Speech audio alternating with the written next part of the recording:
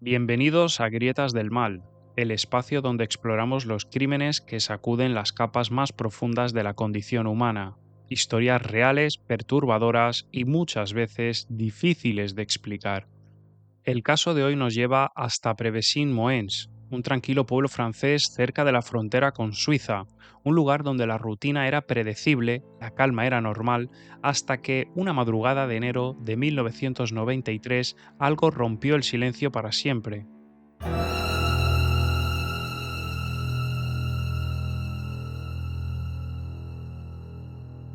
El 9 de enero de 1993, una casa familiar en un barrio tranquilo comienza a arder durante la madrugada. Los vecinos, alarmados por el olor y el resplandor naranja que rompe la oscuridad, llaman a los bomberos. Al llegar, los equipos de emergencia entran a través del humo, buscando posibles sobrevivientes. Lo que encuentran es una escena devastadora. En una de las habitaciones, una mujer yace sin vida en su cama. En la otra habitación, dos niños pequeños, también muertos. El padre, aún con vida pero inconsciente, es hallado en el suelo entre los restos del incendio. De inmediato es trasladado al hospital, pero lo más inquietante no sería revelado por el fuego, sino por la autopsia. Ninguna de las víctimas falleció a causa del incendio.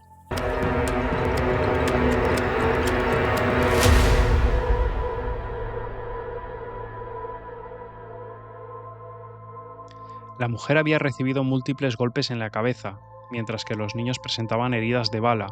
El fuego fue iniciado después de sus muertes. Horas más tarde, cuando la policía se dirige a casa de los abuelos paternos para comunicar la tragedia, encuentran una segunda escena aún más silenciosa pero igual de atroz. En una vivienda a más de 80 kilómetros yacen los cuerpos de una pareja de ancianos. Ambos fueron ejecutados con disparos. A su lado, el perro de la familia, también abatido. 5 personas y un animal muertos en un solo día. El único superviviente, el padre. ¿Qué pensáis vosotros? ¿Un ajuste de cuentas? ¿Una venganza?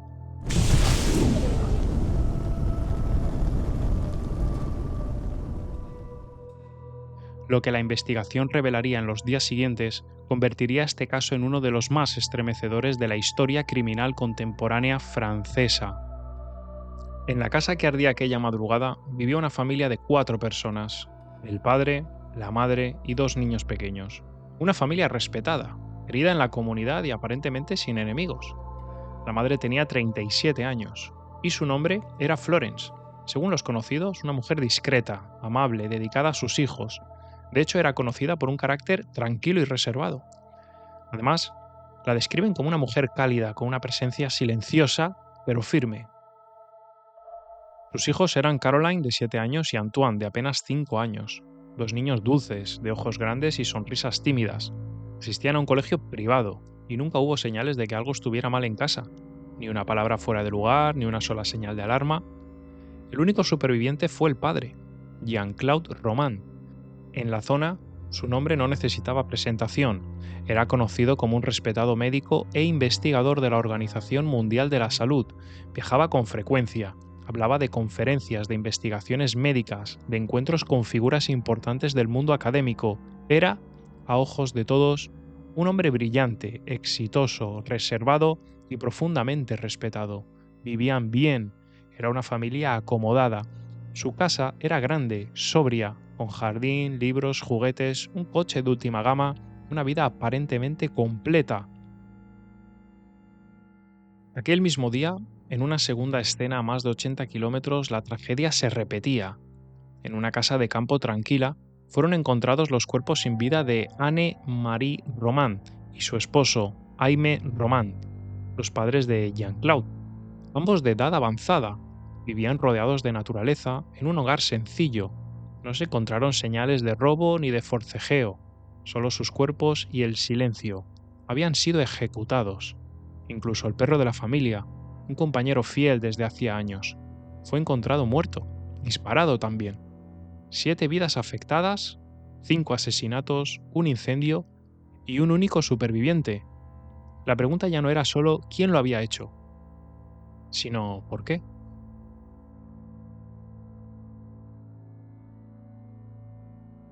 La investigación comenzó de inmediato. La magnitud del crimen no dejaba espacio para la especulación. Una familia entera había sido destruida en menos de 24 horas. No se podía perder el tiempo. La policía interrogó a todos, vecinos, amigos, compañeros de trabajo, padres del colegio, conocidos de toda la vida, y todos coincidían en lo mismo. Eran una familia maravillosa. Él es un hombre brillante, respetado, reservado y profundamente educado. Ella era una madre encantadora, discreta, elegante, los niños dulces, bien cuidados. Todo esto era lo que decía la gente. Nadie, absolutamente nadie, tenía una mala palabra que decir. Ninguna señal previa, ningún conflicto, ningún escándalo. Mientras tanto, los agentes forenses examinaban las dos casas, cada rincón, cada habitación, pero fue en un lugar más simple, el coche de Jean-Claude, donde hallaron algo que cambiaría absolutamente todo.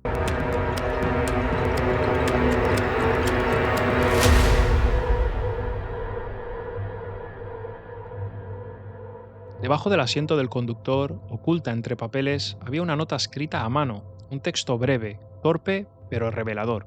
En esa nota, el propio Jean-Claude se acusaba de los crímenes, pero no solo eso. En esa carta confesaba también que todo lo que se creía saber sobre su vida profesional era falso. No era médico, no era investigador de la OMS. Es más, nunca había sido nada de lo que durante años hizo creer a todos. Era una mentira, una doble vida y una caída que acabó en asesinato. En este momento, la historia dejó de ser la de una familia asesinada para convertirse en la historia de una mentira tan profunda que mató a todos los que creyeron en ella. Entonces, la gran pregunta es, ¿quién era realmente Jean-Claude Roman?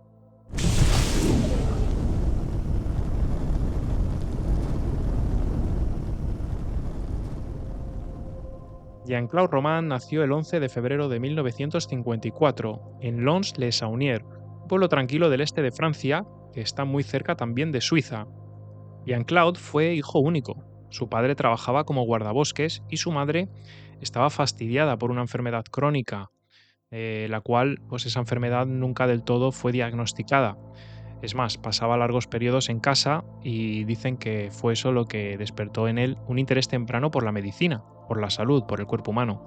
O tal vez, y esto es una hipótesis más oscura, por el poder que da el conocimiento médico. Desde pequeño fue un niño muy aplicado, muy correcto, buen estudiante, pero también era un niño solitario, introvertido, torpe para los deportes, de esos chicos que viven en un mundo, pero que nadie molesta, porque no dan problemas.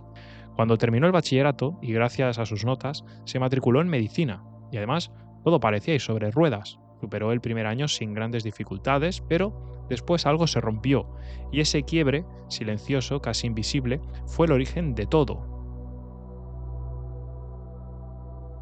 Jean-Claude creció en un entorno donde el silencio tenía más peso que las palabras.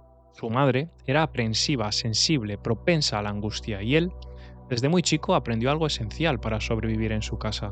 Para no hacerle daño a su madre, debía ocultar, disimular para no darle disgustos a su madre, y todo por amor a ella. De su padre, en cambio, aprendió todo lo contrario. Esa frialdad contenida, esa forma de estar en el mundo sin mostrar emociones. Un hombre que nunca se descomponía, y Jean-Claude lo admiraba. Quería ser así, fuerte, imperturbable, porque en su casa todo debía estar bien, siempre. Siempre tenía que estar todo bien. Si algo iba mal, su madre podía derrumbarse, y él no podía permitirse eso. Sería un hijo desagradecido si la angustiaba con problemas tontos, así que mejor callarlo todo. En la familia Roman la sinceridad era ley. Su padre le decía que un Roman no mentía. Su palabra valía más que un contrato. Pero al mismo tiempo habían cosas de las que no se hablaba, aunque fueran ciertas, pero, bueno, no se hablaban. El dolor no se mostraba. Los logros no se presumían. La debilidad era casi un pecado. Así que él creció en un sistema emocional contradictorio. ¿Decir la verdad? Sí, pero no toda. ¿Mostrar fortaleza? Aunque por dentro estuviera roto. Y entre esas grietas se fue gestando un personaje, una fachada, una identidad, una máscara perfecta.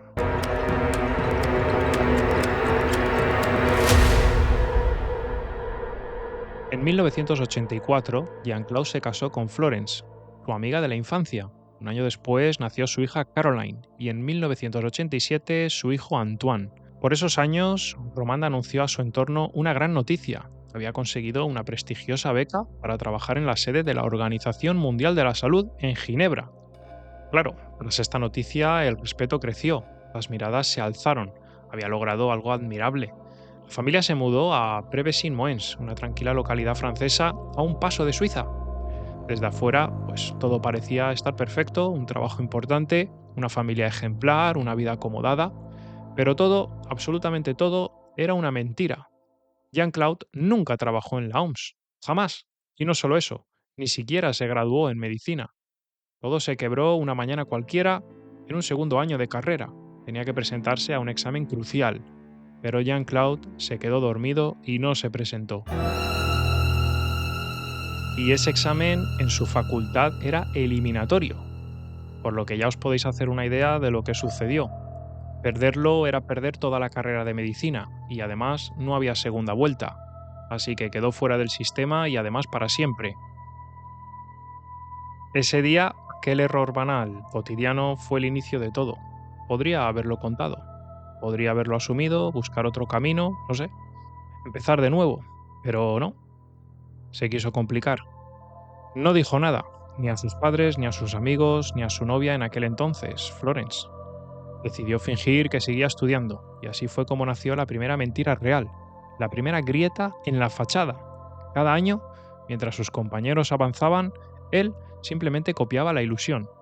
Imitaba sus horarios, fingía estar yendo a clase, compraba libros, tomaba apuntes de manuales que jamás necesitó rendir, y cada vez que alguien preguntaba por su progreso, tenía una respuesta preparada.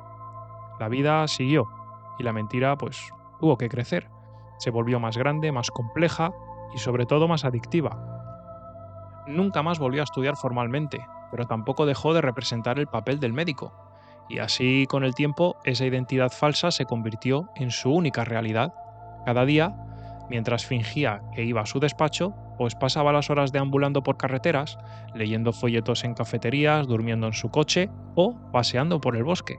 En ocasiones se colaba al edificio de la OMS como visitante, solo para recoger material con membrete oficial y reforzar su historia. Compraba mapas de ciudades que decía visitar por trabajo, estudiaba libros técnicos para poder hablar con naturalidad sobre temas médicos, y cuando afirmaba que debía viajar por conferencias, pues simplemente se encerraba en un hotel cercano al aeropuerto de Ginebra con una guía turística para poder fardar al volver de sitios que en realidad no visitó, y una mentira más. En casa, justificaba su silencio profesional diciendo que trabajaba en investigaciones confidenciales. O sea, era impresionante lo que hacía este hombre. Decía estar especializado en la esclerosis arterial. Incluso llegó a enviar regalos de parte de sus superiores con motivo del nacimiento de Antoine. Florence bromeaba con ternura. Un día voy a descubrir que estás metido en algo secreto y que eres espía. Y él solo sonreía. Jamás invitó a casa a ningún colega. Lo justificaba con un carácter reservado. Una vez los llevó al estacionamiento de la OMS, señaló una ventana al azar y les dijo: aquí trabajo yo. Todo era una puesta en escena. Y ahora llega la pregunta inevitable, y la que seguramente todos os estáis preguntando, porque vamos, yo cuando empecé a estudiar este caso, la primera pregunta que me vino a la cabeza fue: entonces, ¿de qué vivía Jean-Claude Roman?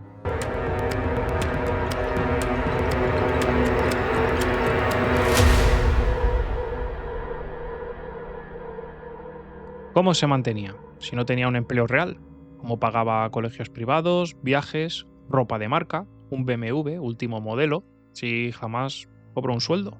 ¿Cómo lo hacía? La respuesta es tan simple como perturbadora. Vivía del engaño. Al principio, vivió del dinero de sus padres. Tenía acceso a sus cuentas y a sus ahorros. Les pedía pequeñas sumas como excusas creíbles sin levantar sospechas. Pero pronto eso no bastó, y entonces desarrolló dos sistemas de estafa que los sostendría durante varios años. Primero, las falsas inversiones. Aprovechando su supuesta posición como funcionario de la Organización Mundial de la Salud, convenció a familiares, amigos y vecinos de que podían invertir sus ahorros en bancos suizos, con beneficios inalcanzables para el ciudadano común. Claro, vosotros poneros en situación de esos pobres que han sido engañados. O sea, de cierta manera, si tú tienes en común un amigo, un conocido o un familiar que es funcionario de la Organización Mundial de la Salud y te dice, pues mira, que si inviertes aquí, pues vas a ganar mucho dinero, pues a lo mejor te lo piensas. Entonces, claro. Bien, continuemos. Sus padres, sus suegros, sus tíos, sus amigos, sus vecinos, todos confiaron en él. Confiaban tanto que ni siquiera le pidieron un contrato o alguna garantía. Así logró reunir sumas enormes. Con ese dinero costeó el estilo de vida que hacía creíble su personaje. Se calcula que llegó a manejar más de 2 millones de francos suizos, o sea, una cantidad impresionante. Y cuando parecía que las preguntas comenzaban a acercarse, ocurrió algo inesperado. El padre de Florence, su suegro, le pidió que le devolviera parte del dinero invertido. Ese mismo día murió tras caer por las escaleras. La muerte fue catalogada como accidental. No hubo autopsia, no hubo sospechas, sobre todo porque nadie sabía que el señor le había pedido a su yerno la devolución de parte del dinero invertido.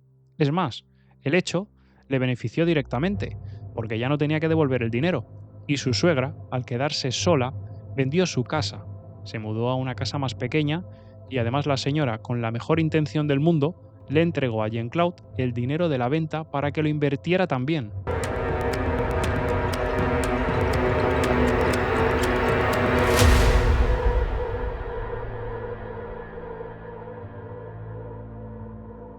El segundo método con el que financiaba su lujosa vida era vendiendo medicamentos falsos. Roman aseguraba tener acceso exclusivo a tratamientos oncológicos experimentales. Decía que eran fármacos de última generación, elaborados con células madre, extraídas de embriones, una cura inalcanzable y supuestamente reservada solo para unos pocos médicos en el mundo. Vendía pastillas que en realidad no eran más que placebos, cápsulas sin efecto y sin principio activo, sin nada, pero las ofrecía a precios exorbitantes. Se llegaban a pagar hasta 15.000 euros por unidad, y lo sorprendente es que nadie lo cuestionaba. Mientras tanto, su mentira crecía, pero también empezaba a agrietarse, porque mantener una farsa de ese tamaño requiere energía, cálculo y frialdad. Y tarde o temprano algo se rompe, porque las mentiras, por más perfectas que parezcan, siempre dejan una grieta, y tarde o temprano la verdad se cuela por ahí. Después de más de 15 años de engaño, conoció a Corinne, la esposa de un conocido, y se sintió inmediatamente atraído por ella. Al principio Corinne lo rechazó, pero con el tiempo acabaron involucrados en una relación. Como a todos los que le rodeaban, a ella también lo envolvió en su telaraña.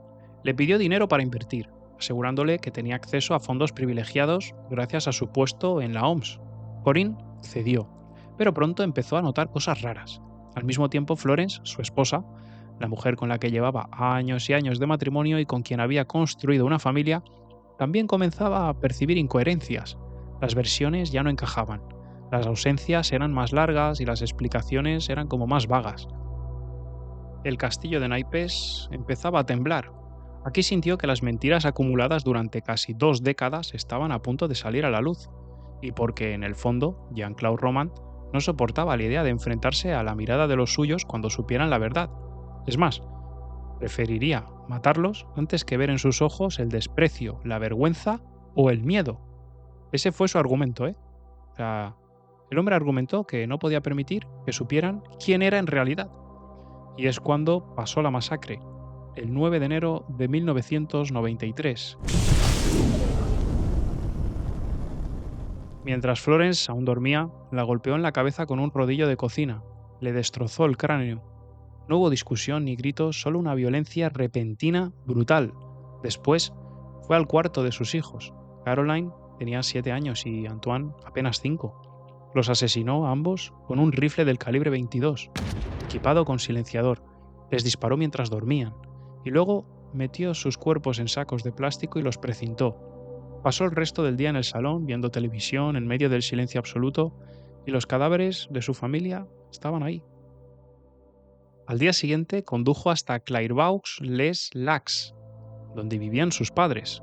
Almorzó con ellos como si nada y luego los asesinó.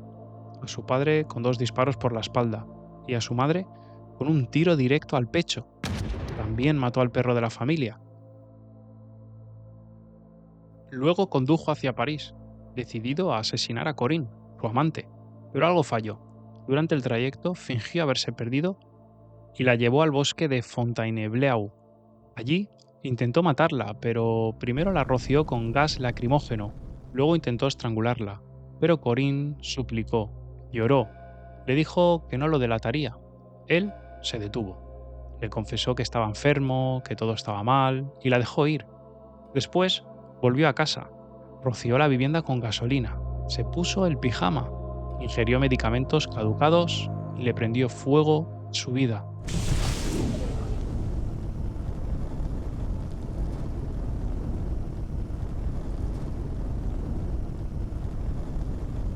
El juicio contra Jean-Claude Roman se celebró en 1996 y fue condenado a cadena perpetua, sin posibilidad de libertad condicional durante al menos 22 años. Durante los 6 días que duró el proceso, no mostró remordimiento, es más, ni pidió perdón. Solo se quebró una vez y fue cuando se mencionó al perro de sus padres. Nunca miró a los familiares de Florence. Nunca pronunció una disculpa. Para los psiquiatras que lo evaluaron, no había dudas. Roman sufría un trastorno narcisista de la personalidad, con claros rasgos psicopáticos. Un hombre incapaz de sentir empatía, convencido de que el engaño era su única forma de existir. En prisión, las noticias sobre él siguieron apareciendo. Se dijo que mantenía una relación con una antigua profesora de su hijo Antoine, aunque eso nunca fue confirmado del todo, pero lo que sí fue real fue su salida. El 28 de junio de 2019, Jean-Claude Roman salió en libertad condicional. Había cumplido el mínimo establecido. A pesar de la firme oposición de la familia de Florence, una apelación judicial le dio acceso a una libertad limitada. Desde entonces, vive en silencio, bajo supervisión en una abadía benedicta rodeado de monjes. Tiene prohibido hablar en la prensa, escribir libros o contar con los familiares de sus víctimas.